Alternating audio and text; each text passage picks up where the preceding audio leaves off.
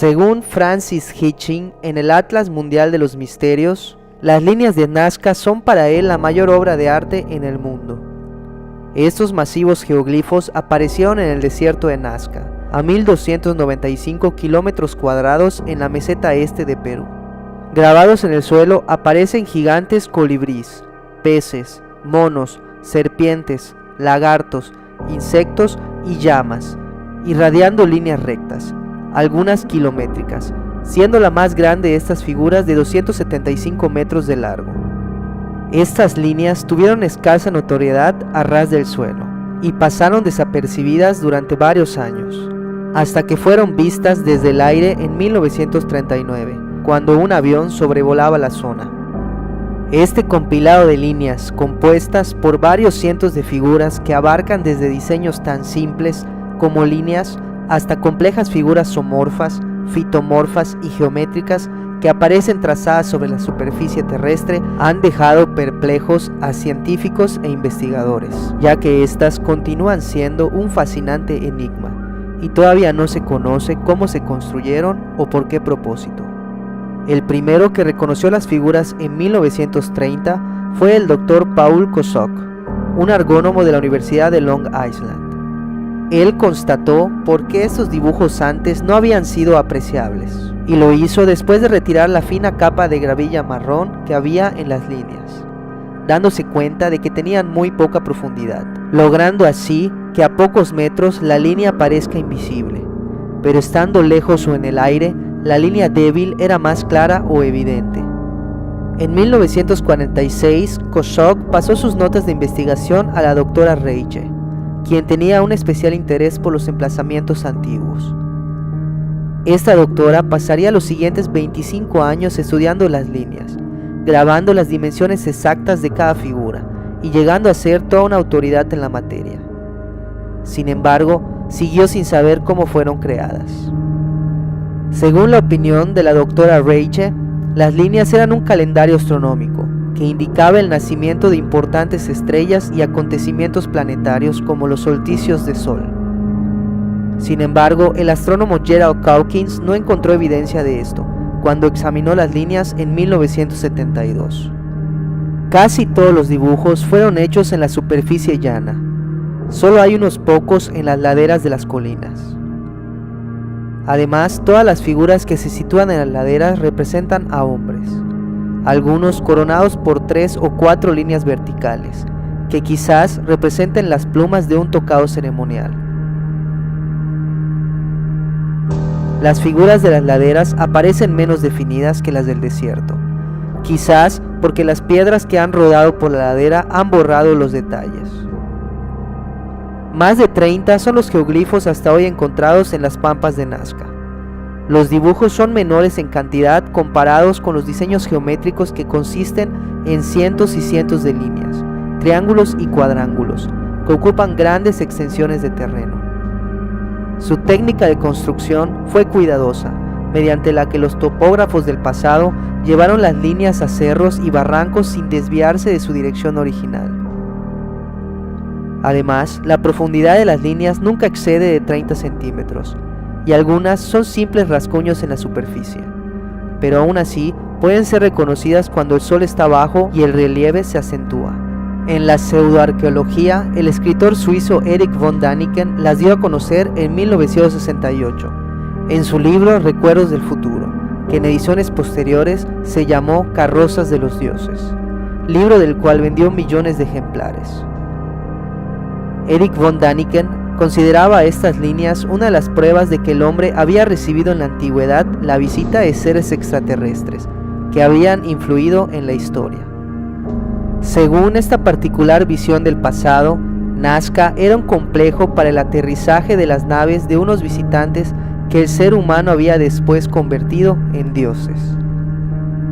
La idea fue pronto refutada, ya que no cuadraba que unos prodigiosos visitantes volasen en unas naves que necesitaran de largas pistas, algo propio de los sencillos aviones terrestres. Tras demostrarse lo descabellado de su idea, pasó a defender que se trataba de una obra indígena, concebida con el objeto de propiciar la vuelta de los dioses extraterrestres. Según estudios recientes, las figuras de Nazca fueron construidas por al menos dos culturas bien diferenciadas, con técnicas y simbolismos diferentes. El hecho de que las líneas de Nazca no fueran más que caminos no parece lo más atractivo. Igual, según arqueólogos japoneses, el uso de las figuras de Nazca fue cambiando con el tiempo, mostrando que los geoglifos del periodo formativo se dibujaron para ser vistos desde los caminos rituales. Sin embargo, las figuras anteriores del periodo temprano se utilizaron como centros rituales en los que, por ejemplo, se realizaban destrucciones intencionadas de cerámica. Es así como existen diversas teorías que intentan explicar el significado de estas líneas. En un principio se les llamaba caminos o senderos sagrados, hipótesis planteada por el investigador Toribio Mejía Shespe, quien formuló que debieron haber sido recorridas en peregrinaje. Otra teoría la aporta el investigador Alberto Rosell. Según él, las figuras representan coreografías de danzas de carácter sagrado, al igual que cultos a sus antepasados. Marlene Dobkin las vincula con el consumo que chamanes habrían hecho de plantas alucinógenas, para luego representar de manera simbólica a deidades o seres mitológicos, relacionados con el agua y la fertilidad. Johann Reinhardt, investigador norteamericano, propone que el sentido de las líneas y figuras era el de invocar al agua a través de ritos de fertilidad, en una lucha permanente de los nazcas para sobrevivir en el desierto. Una pregunta muy interesante es el por qué no se borran las líneas. La conformación del terreno en esta zona permite la entrada principalmente de vientos de sur a norte, lo que evita la acumulación de arena u otros elementos en las superficies planas. Las pampas están ubicadas en una gran depresión entre el pie de los Andes y una cadena montañosa de poca elevación. Por otro lado, el suelo contiene un poco de yeso depositado por la penetración de agua de mar durante el surgimiento de los Andes, formando de esta manera una capa sólida, evitando que las líneas puedan borrarse.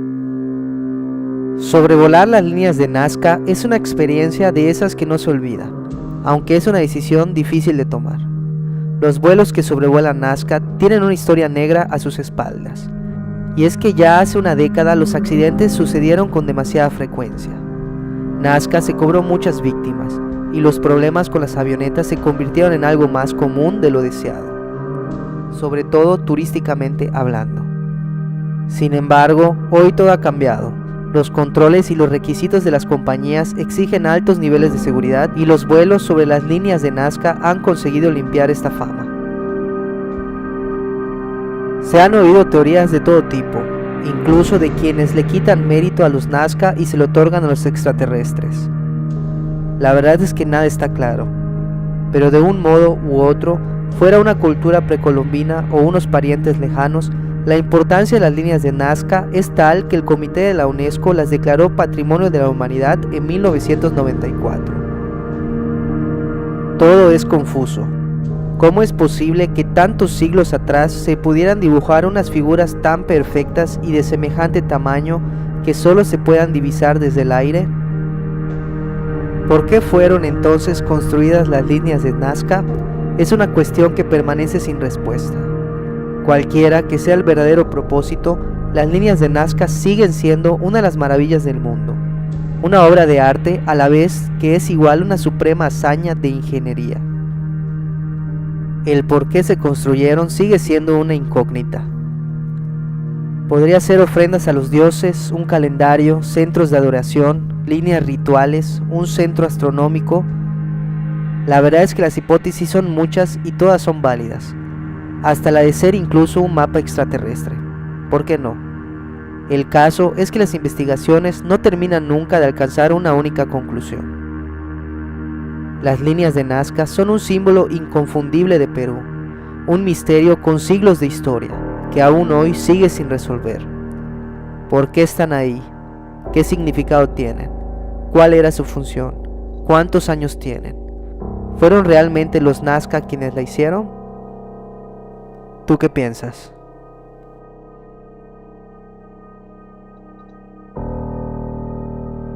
Te invito a visitar nuestro blog de Canal del Misterio, donde podrás ver por categorías y más ordenado todos nuestros videos. Si te ha gustado el video, no olvides dejarnos tu like, así como comentarlo. ¿Tú qué piensas al respecto de todo esto?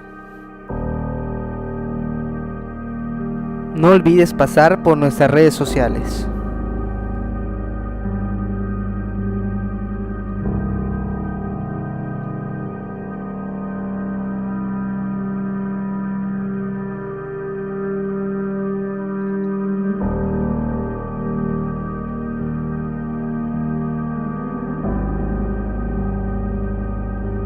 Nos vemos en el siguiente video.